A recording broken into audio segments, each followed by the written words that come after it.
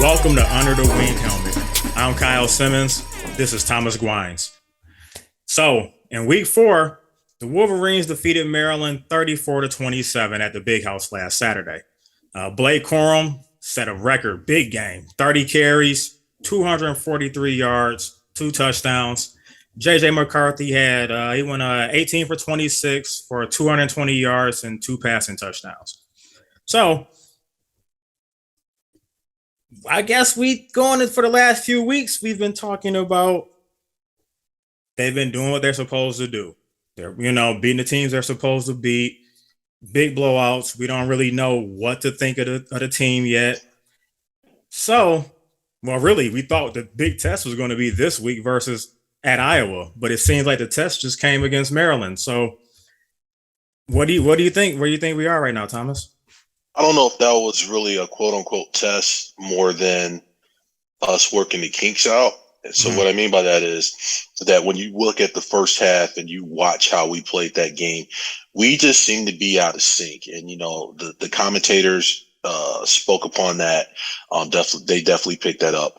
And so I'm still kind of interested to see how this 2 offensive coordinator system is really going to pan out for us as the season progresses. It definitely looked like, JJ was missing some passes that he normally would have made, can make, has made, just by not putting enough touch on the ball.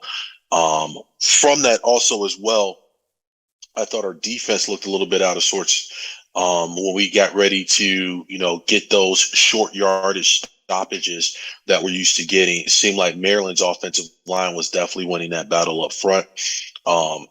We definitely need to shore up our tackling, especially against those bigger backs. Maryland's, 230-pound back was definitely moving the pile. It seems like that there were some inconsistencies and some miscommunications and a little bit of discombobulation, if you will, on the back end with our defensive secondary at times, especially when Maryland was getting those screens, those bubble screens rolling during the game.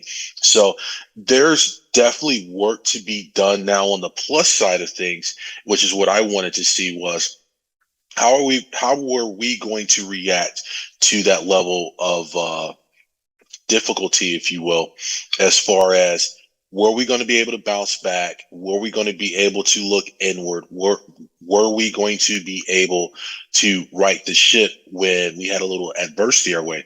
Like we said before, in these first 3 games, it's been all downhill with no breaks, right? But at this particular point in time, we got punched in the mouth a couple of times.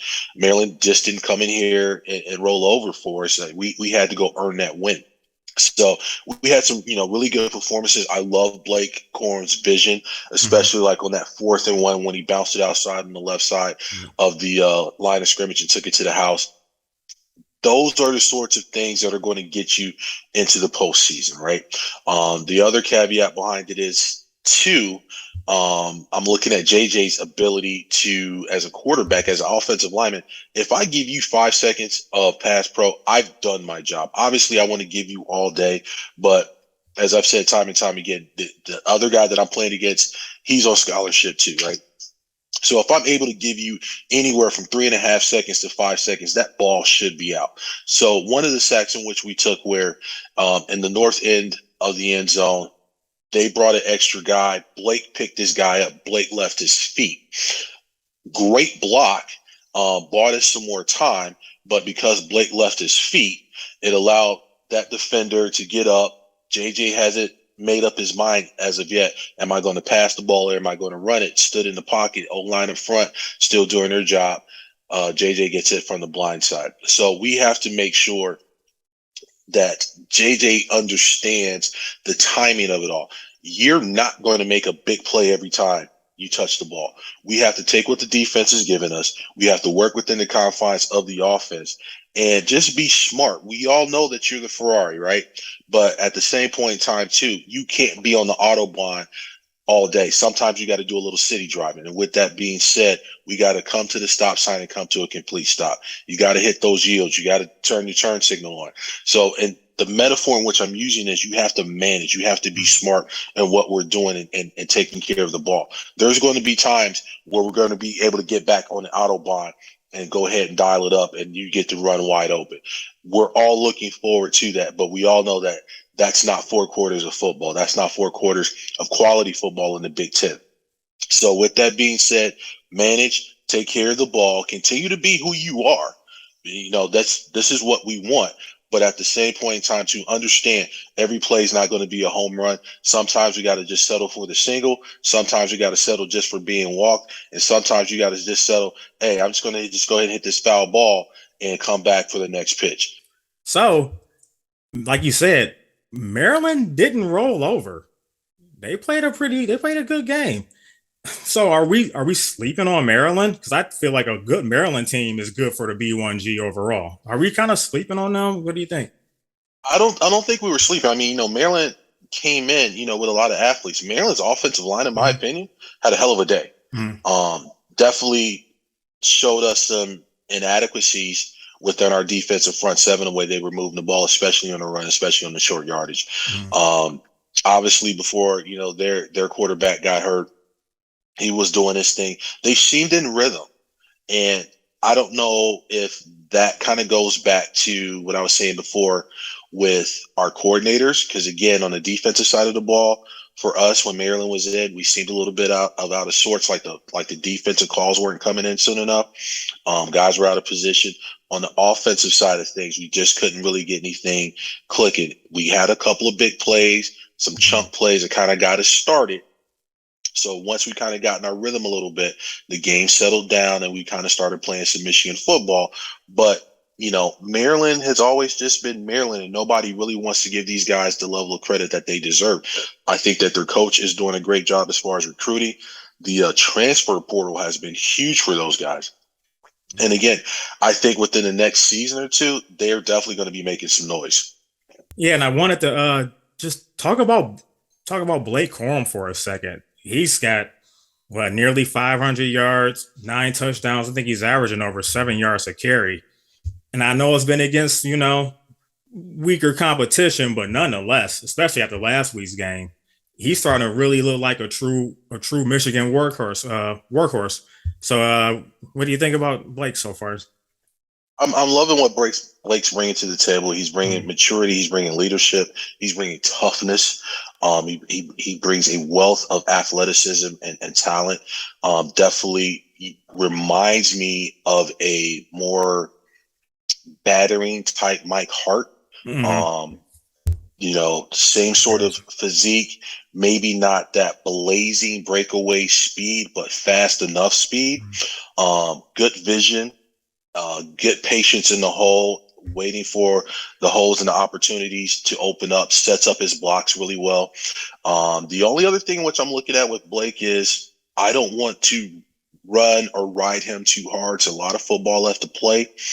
We have to definitely make sure that our depth at the running back position is there. We brought the other young man in, trying to give Blake a spell, at which point in time he puts the ball on the ground. So we have a lot of talent in that running back room. I'm just hoping everybody's getting healthy in order to spell Blake. Obviously, Blake's going to be the guy this year, but I don't want to run this guy so hard that when it comes crunch time, he's got no juice left in the tank. Week 5 at Iowa. Michigan's first road game of the season, where they're going to head into Kinnick. Kinnick's never really been an easy place to play for Michigan. It's always, I don't want to get too all into it, we know, but they're 3-1, coming off a Rutgers win last week. I actually kind of thought Iowa would be ranked by this time, but then they had a week 2 loss to Iowa State. So, but like I said, I think this is going to be a really tough matchup, and I definitely think they want to get some revenge for last year's Big Ten title game. So, what's your view going into this? Well, a lot of people say that Iowa game's a tough game. I know just from back in the 90s when I played, I never really thought Iowa was all that tough. I mean, they played hard, but with that being said, being on the west side of the table, they're probably the big dog on that side of the table, if you will.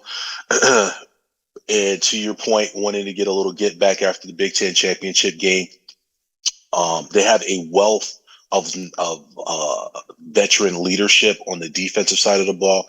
A lot of redshirt seniors coming back on that side of the ball. So what better way to, catapult their Big Ten season, if you will, by getting that early win over the Wolverines at home. The Hawkeyes always play with a lot of emotion. They do play us tough, but I think that this right now is going to be another litmus test for us to see where we're at. The first 3 games, it is what it was. The Maryland game, okay, where are we? Now, how big of a jump, how much of a correction can we make between this first Big Ten game and our second Big Ten game? I think that's going to be imperative for us. And we're on the road for the first time this year. How is this team, 2022 Wolverines, how are they going to travel? It's going to be an adverse environment. Everybody talks about the pink locker room. I'm here to tell you it doesn't work, ladies and gentlemen. I think it's more of a joke and almost a slap in the face to say that we are that mentally weak just because you put us in the pink locker room, that we're not going to bring the same level of aggression and toughness once the whistle blows and the game's underway. So there are some things for us to go out here and gauge. First of all, let's gain some continuity. First of all, let's continue to gain some confidence in our ability to not only clean up the mistakes, but to also go on the road and to play in an adverse environment. They have the hospital wave at whatever particular point in time they do it in the game to the children's hospital. I've talked about it time and time again. We're over here talking about college football, young men playing a game. And when that's one of the big things that I do love about college football is the pageantry, is the passion that everyone brings. But when you start talking about those kids in the children's hospital and they're waving and the team and the stadium's waving back to them, ladies and gentlemen, those are the true heroes. Those are really the people that I would rather spend a lot more time talking about, because when you start talking about toughness and, those little kids are dealing with some devastating diseases, injuries, whatever the case may be. And then you have those doctors, you have that support staff, and oftentimes the parents and the guardians. Those are the superheroes. Those are the true superstars of that game that day, because like I said, we have been blessed to be given an opportunity to play a game that we love, or to watch, or to talk about it. But those little kids getting up day after day, putting the work in, trying to get better, to get up out of the hospital, those are the kids that I really want to talk about. All that to be said, that brings a level of passion and pageantry to that environment over at Kidding Stadium at the University of Iowa. So I just want the Wolverines to come in, to be prepared, heal up, be smart with our bodies, and let's just go in there and show the rest of the Big Ten that we're still here. We are still the reigning Big Ten champs. And in order to beat the man, in order to be the man, you're going to have to beat the man. We're standing at the top of the hill. You got to knock us down. You got to come up and get us. We're not just going to just give it up just because you feel like it's your time. So I'm definitely interested to see, from a coaching standpoint, how do we make the corrections, make the changes, make the adjustments? And then from a player standpoint, how are we going to react upon getting to that adverse environment? And there's going to be a point in time in that game where we're going to be down again. Can we claw, scratch, fight our way back up to get to the lead and sustain it throughout the end of the game? When we were talking about last week's game versus Maryland, we did our quick little predictions.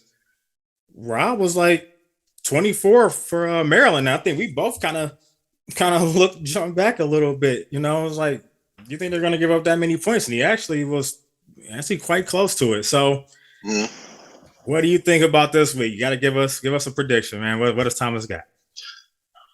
I think it's going to be a low scoring game. I think it's going to be a hard fought game. I'm looking at 24 Michigan, 17 Hawkeyes. Yeah, I think it's going to be a really close one too. Yeah, I need for Moody to make those kicks, man. I mean, I think field goals are going to be key. I think field position is going to be key. And I think our ability to tackle, our defensive front seven has to step up, get to their quarterback, make their quarterback uncomfortable. I think on the offensive side of the ball, that our skill position, our wide receivers, we have too much speed and athleticism. JJ's got to put the ball on the money and let our wide receivers do what they do. And we have to protect the ball and make sure we're winning the turnover battle. And that's it for this week's episode of Under the Wings Helmet. Tune in next week where we set the table for the Illinois game. Also, be sure to check us out on podcasts. We're available on Spotify, iHeartRadio, and Stitcher. Thomas, as always, thank you for your expertise and insight into the program. For Rob Penn, Thomas Guynes, I'm Kyle Simmons. Go Blue. Go Blue. Till next time.